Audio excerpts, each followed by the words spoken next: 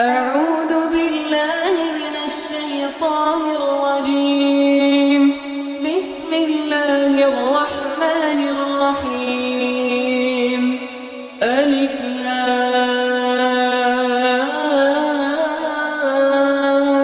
را. تلك آيات الكتاب المبين. إنا أنزلناه قرآنا عربيا لعلكم تعقلون. نحن نقص عليك أحسن القصص بما أوحينا إليك هذا القرآن وإن كنت من قبله لمن الغافلين. إذ قال يوسف لأبيه يا أبت إني رأيت 11 كوكبا والشمس والقمر رأيتهم إني رأيت 11 كوكبا والشمس والقمر رأيتهم لي ساجدين. قال يا بني لا تقصص رؤياك على إخوتك فيكيدوا لك كيدا إن الشيطان للإنسان عدو مبين.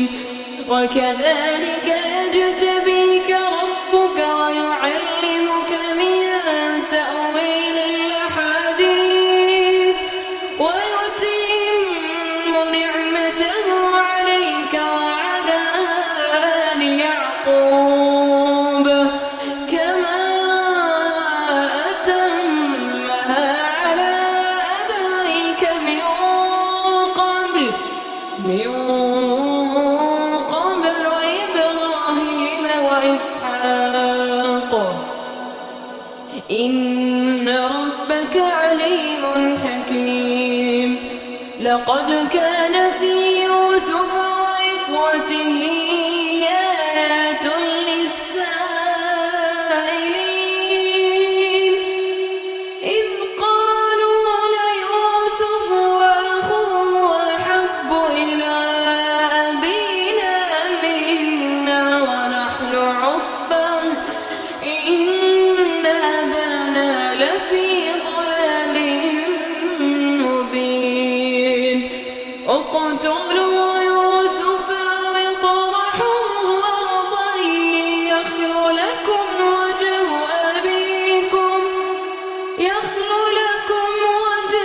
أبيكم وتكونوا من بعده قوما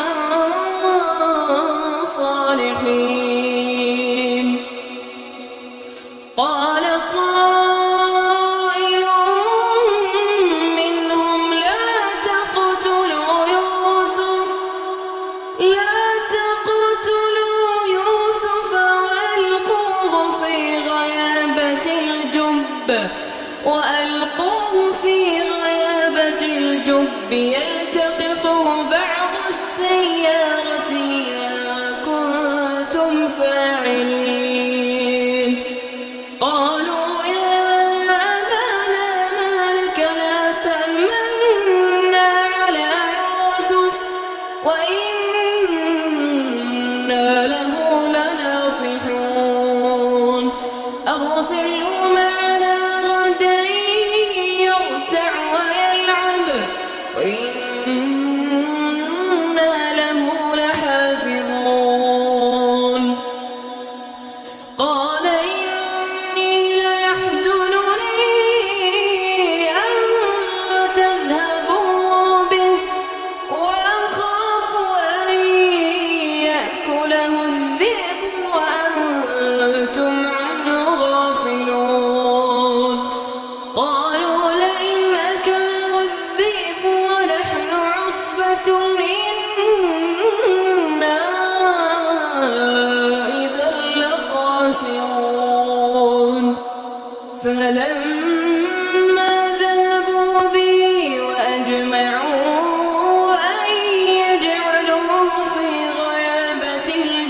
الذئب وأوحينا إليه لتنبئنهم بأمرهم هذا وهم لا يشعرون وجاءوا أباهم عشاء يبكون قالوا يا أبانا إنا ذهبنا نستبق وتركنا يوسف عند متاعنا فأكله الذئب وما أنت بمؤمن لنا ولو كنا صادقين وجاءوا على قميصه بدم كذب قال بل سولت لكم أنفسكم أمرا فصبر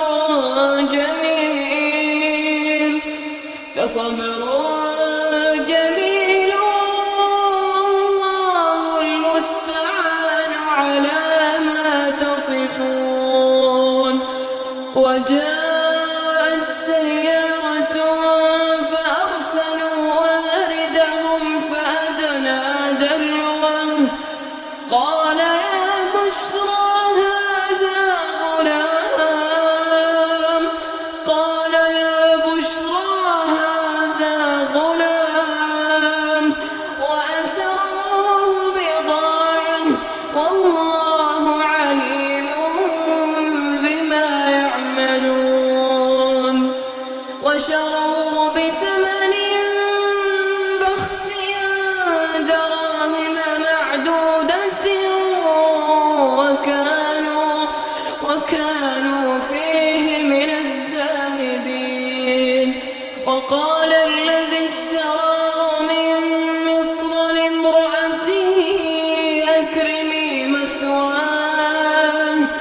أكرمي مثواه عسى أن ينفعنا أو نتخذه ولدا وكذلك مكنا ليوسف في الأرض ولنعلمه من تأويل الأحاديث والله غالب على أمره ولكن أكثر الناس لا يعلمون ولما بلغ أشده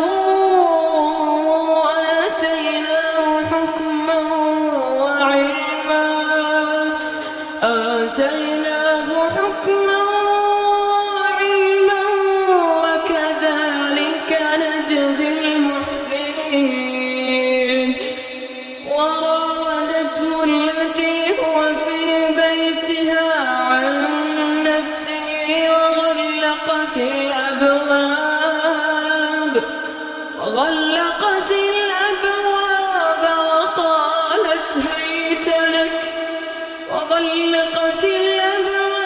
وقالت هيت لك قال معاذ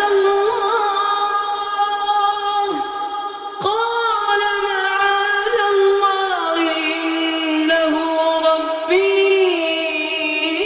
أحسن مثواي إنه لا يفلح الظالمون ولقد همت به وهم بها لولا أن رأى برهان ربه كذلك لنصرف عنه السوء والفحشاء إنه من عبادنا المخلصين واستبق الباب وقدت قميصه من دبر وألف يا سيدها لدى الباب قالت ما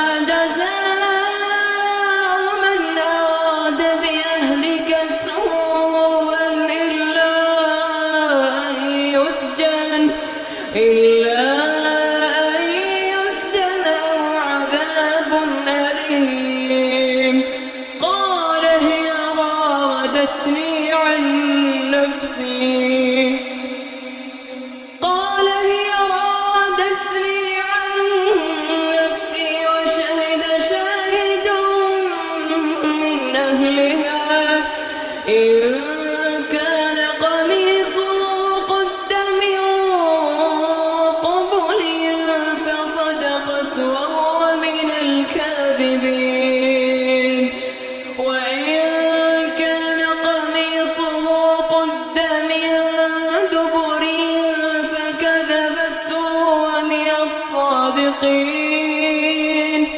فلما رأى قميصه قد من دبر قال إنه من كيدكم إن كيدكن عظيم. يوسف أعرض عن هذا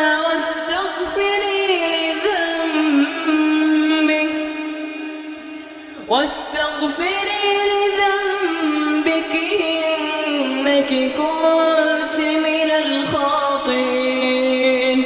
وقال نسوة في المدينة امرأة العزيز تراود فتاها عن نفسه قد شغفها حبا إنا لنراها في ضلال مبين.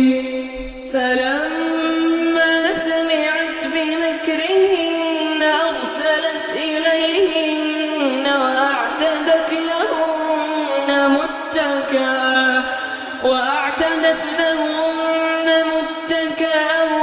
وآتت كل واحدة منهن سكينا وقالت اخرج عليهم. فلما رأينه أكبرنه وقطعن أيديهم وقلن حاش لله ما هذا بشرا إن هذا إلا ملك كريم. قالت فذلكن الذي لمتنني فيه ولقد راودته عن نفسه فاستعصم ولئن لم يفعل ما آمره ليسجنن وليكونن من الصاغرين. قال رب السجن أحب إلي مما يدعونني إليه وإلا تصرف عني كيدهن أصب إليهن وأكن من الجاهلين. فاستجاب له ربه فصرف عنه كيدهم إنه هو السميع العليم. ثم بدا لهم من بعد ما رأوا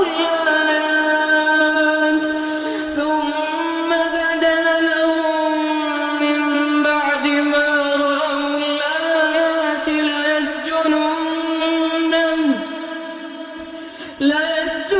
ليسجننه حتى حين. ودخل معه السجن فتيان قال أحدهما إني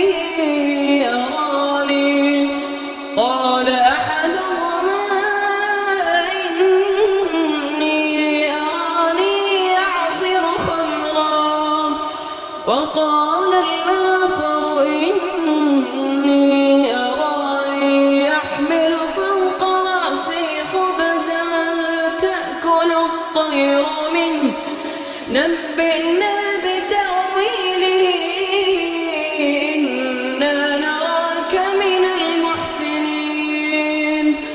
قال لا يأتيكما طعام ترزقانه إلا نبأتكما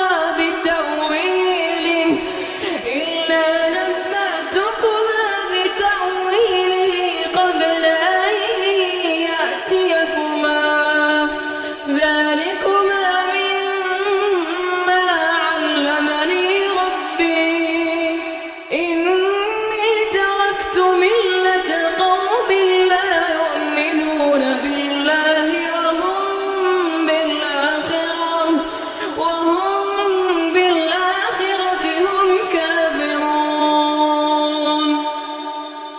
واتبعت ملة آبائي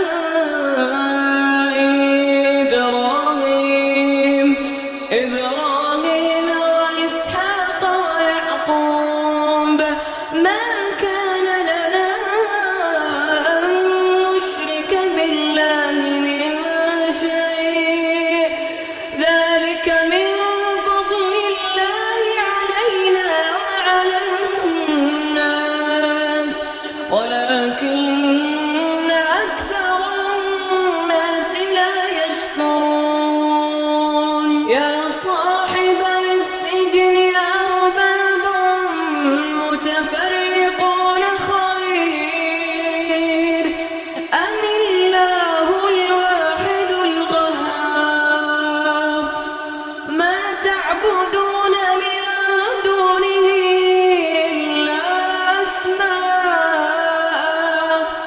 إلا أسماء سميتموها أنتم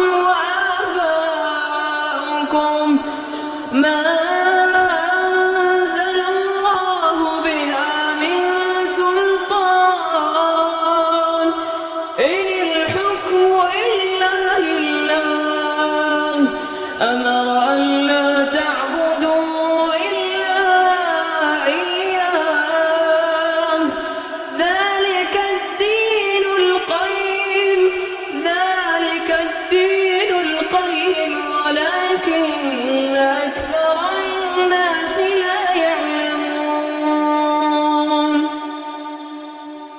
يا صاحبي السجن أما أحدكما فيسقي ربه خمرا وأما الآخر فيصلب فتأكل الطير من رأسه قضي الأمر الذي فيه تستفتيان وقال للذي ظن أنه ناج منه اذكرني عند ربك فأنساه الشيطان ذكر ربه فلبث في السجن بضع سنين وقال الملك إني أرى 7 بقرات سمان يأكلهن 7 عجاف و7 سنبلات خضر وأخر يابسات يا أيها الملأ أفتوني في رؤياي إن كنتم للرؤيا تعبرون قالوا أضغاث أحلام وما نحن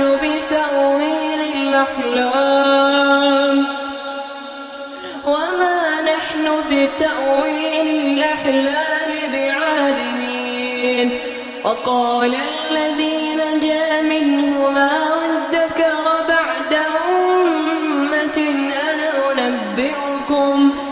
أنا أنبئكم بتأويله فارسلون يوسف أيها الصديق أفتنا في 7 بقرات سمان يأكلهن 7 عجاف و7 سنبلات خضر وأخر يابسات لعلي أرجع إلى الناس لعلهم يعلمون قال تزرعون 7 سنين دأبا فما حصدتم فذروه في سنبله إلا قليلا مما تأكلون ثم يأتي من بعد ذلك 7 شداد يأكلن ما قدمتم لهن إلا قليلا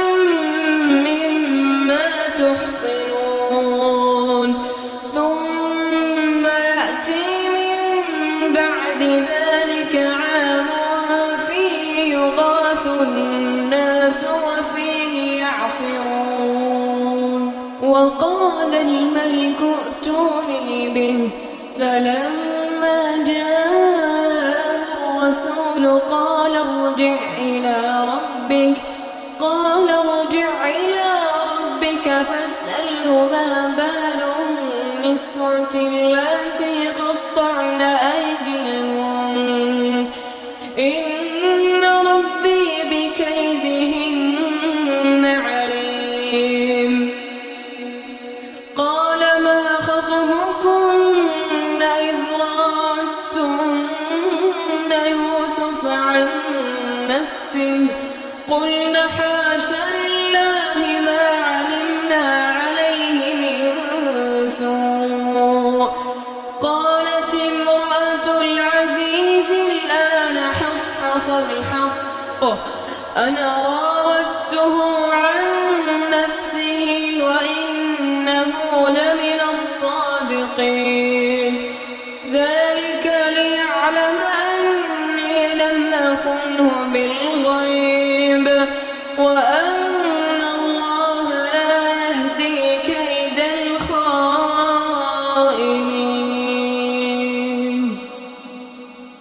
وما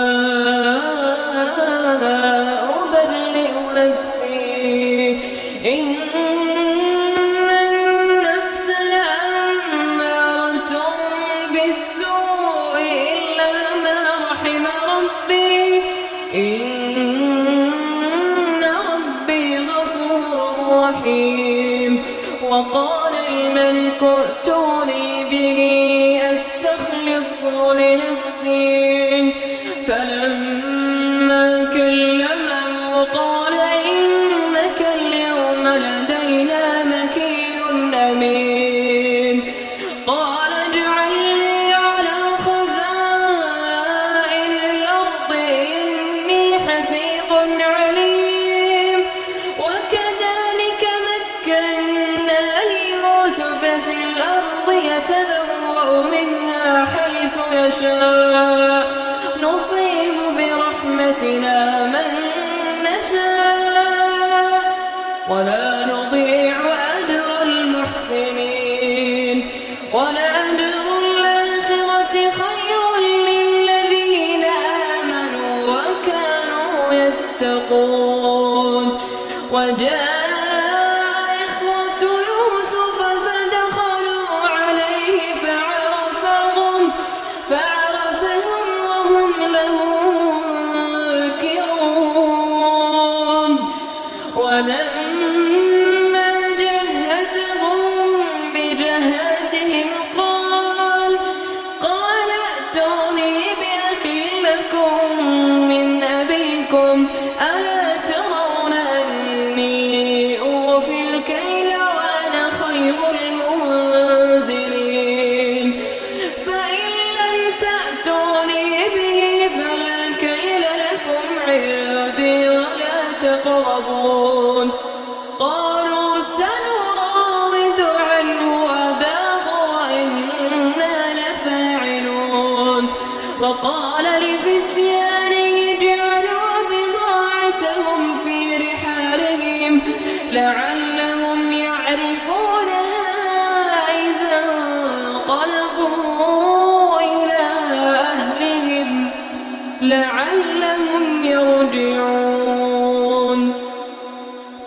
فلما رجعوا إلى أبيهم قالوا يا أبانا منع منا الكيل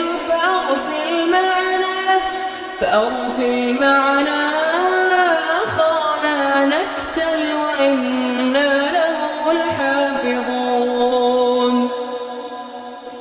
قال هل آمنكم عليه إلا كما أمنتكم على أخيه من قبل فالله خير حافظا وهو أرحم الراحمين. ولما فتحوا متاعهم وجدوا بضاعتهم ردت إليهم قالوا يا أبانا ما نبغي هذه بضاعتنا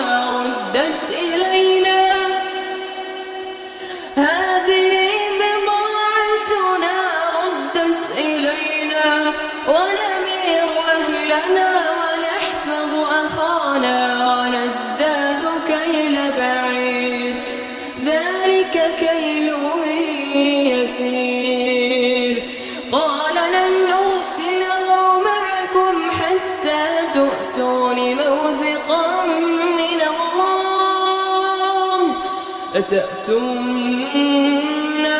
به إلا أن يحاط بكم فلما آتوه موثقهم قال الله على ما نقول وكيل. وقال يا بني لا تدخلوا من باب واحد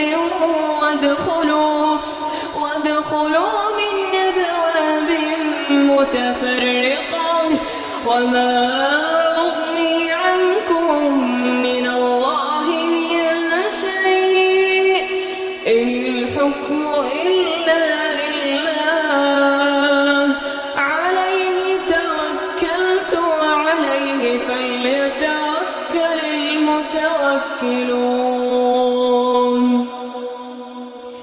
ولما دخلوا من حيث أمرهم أبوهم ما كان يغني عنهم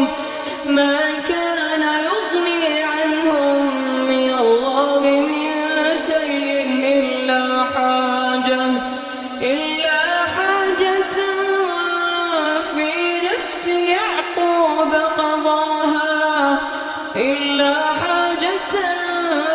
نفس يعقوب قضاها وإنه لذو علم لما علمناه ولكن أكثر الناس لا يعلمون.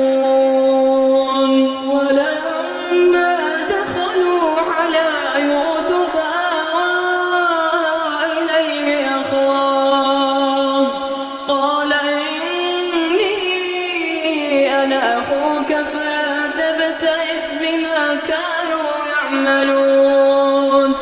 فلما جهزهم بجهازهم جعل السقاية في رحل أخيه ثم أذن مؤذن أيتها العير إنكم لسارقون.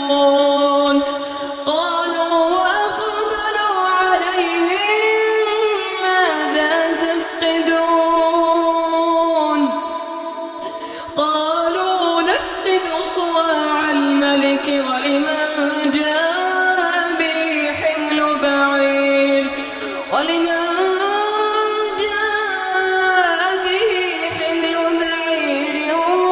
وأنا به زعيم. قالوا تالله لقد علمتم ما جئنا لنفسد في الأرض وما كنا سارقين. قالوا فما جزاؤه إن كنتم كاذبين.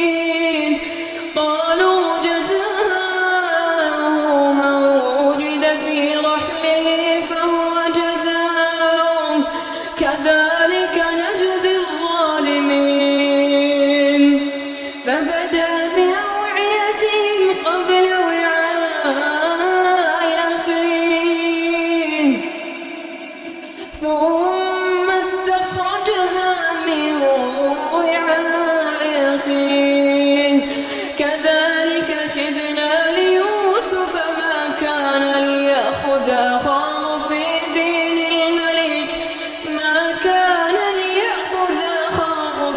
دين الملك إلا أن يشاء الله نرفع درجات من نشاء وفوق كل ذي علم عليم.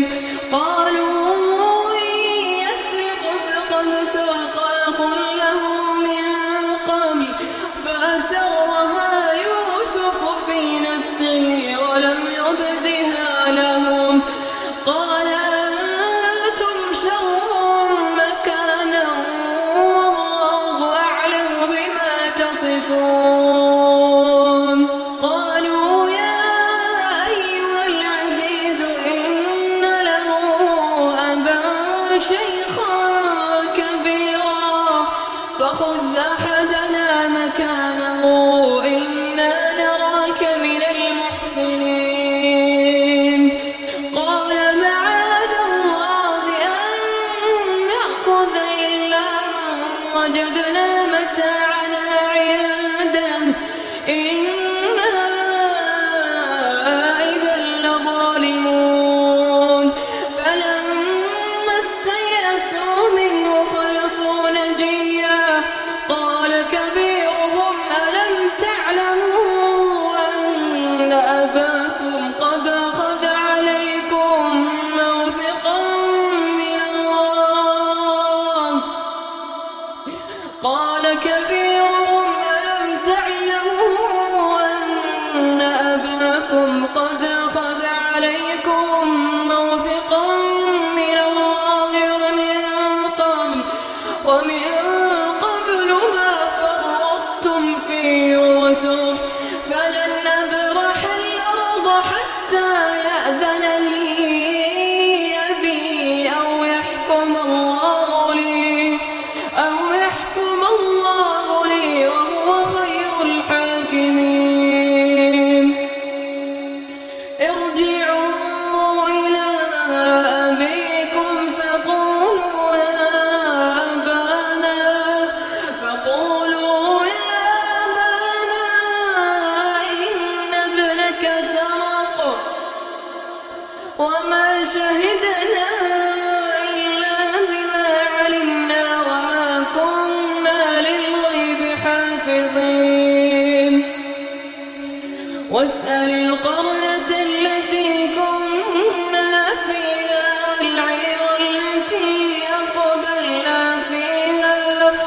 والعير التي أقبلنا فيها وإنا لصادقون قال بل سولت لكم أنفسكم أمرا فصبر جميل عسى الله أن يأتيني بهم جميعا إنه هو العليم الحكيم وتولى عنهم وقال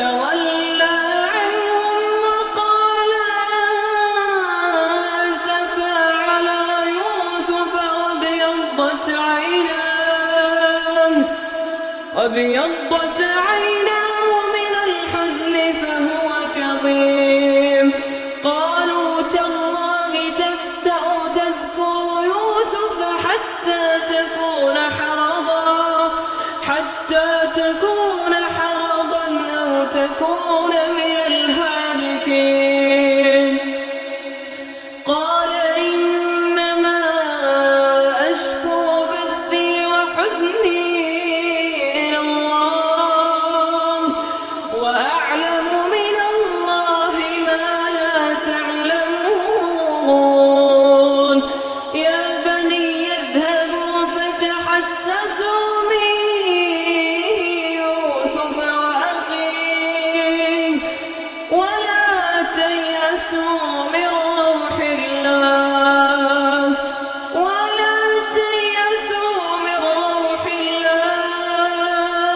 إنه لا ييأس من روح الله إلا القوم الكافرون فلما دخلوا عليه قالوا يا أيها العزيز مسنا وأهلنا الضر وجئنا ببضاعة مزجاة فأوف لنا الكيل وتصدق علينا إن الله يجزي المتصدقين قال هل علمتم ما فعلتم بيوسف وأخيه إذ أنتم جاهلون قالوا أئنك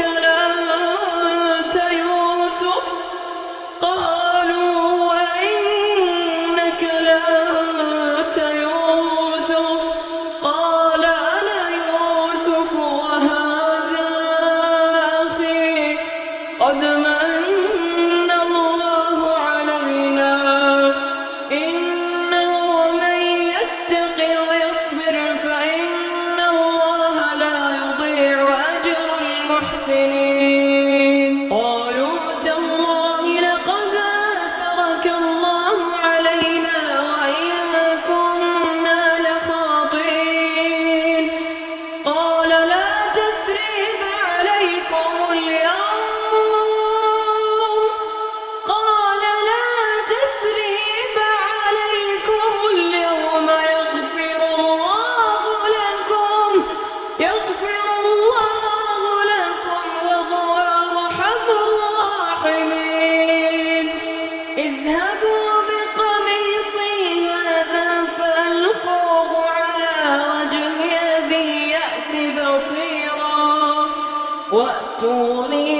أهلكم أجمعين.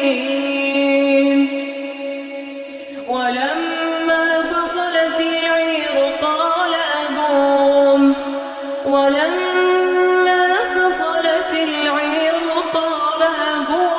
إني لأجد ريح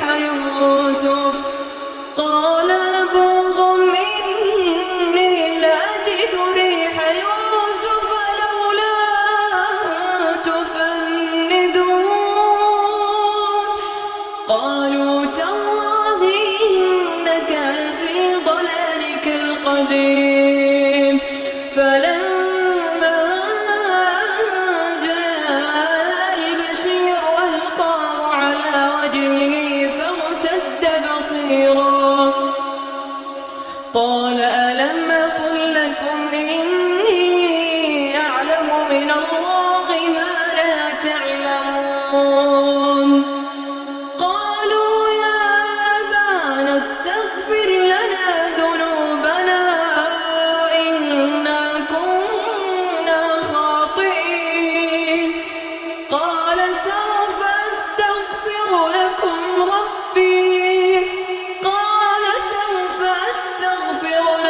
ربي إنه هو الغفور الرحيم. فلما دخلوا على يوسف آوى إليه أبويه وقال ادخلوا مصر إن شاء الله آمين.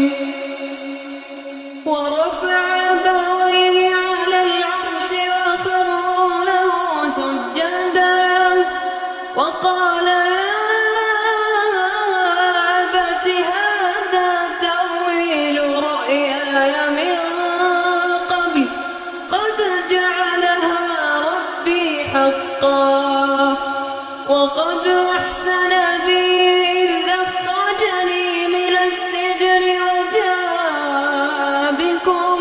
وجاء بكم من البدو من بعد أن نزغ الشيطان بيني وبين إخوتي إن ربي لطيف لما يشاء إنه هو العليم الحكيم.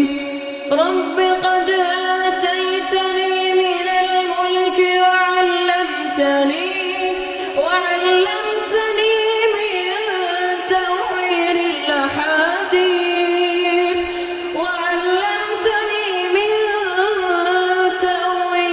الأحاديث فاطر السماوات والأرض أنت ولي في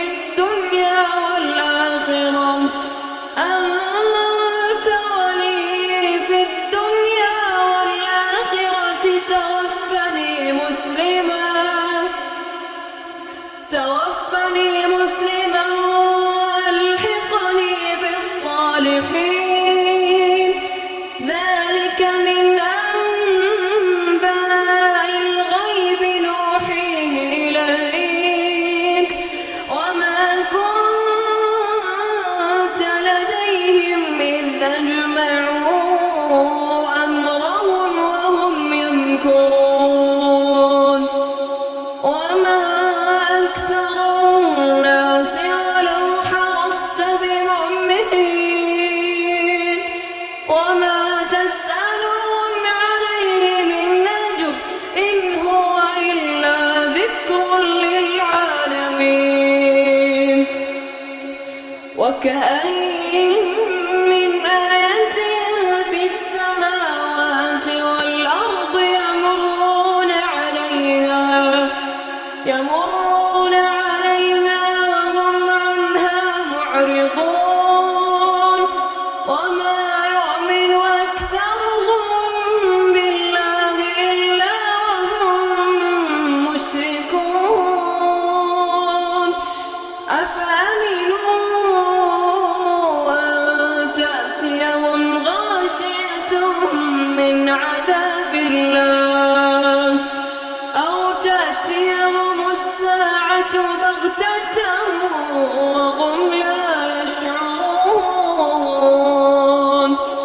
قل هذه سبيلي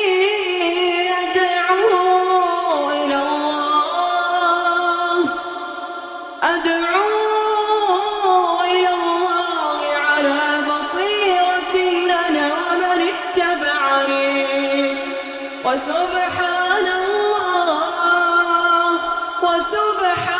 الله وما أنا من المشركين وما أرسلنا من قبلك إلا رجالا نوحي إليهم من أهل القرى أفلم يسيروا في الأرض فينظروا كيف كان عاقبة الذين من قبلهم ولدار الآخرة خير للذين اتقوا أفلا تعقلون حتى إذا استيأس الرسل وظنوا أنهم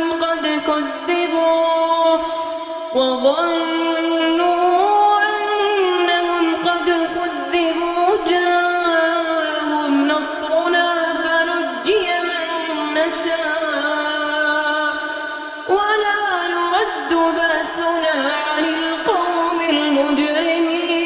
المجرمين لقد كان في قصصهم عبرة لأولي الألباب ما كان حديثا يفترى ولكن تصديق الذي بين يديه وتفصيل كل شيء وهدى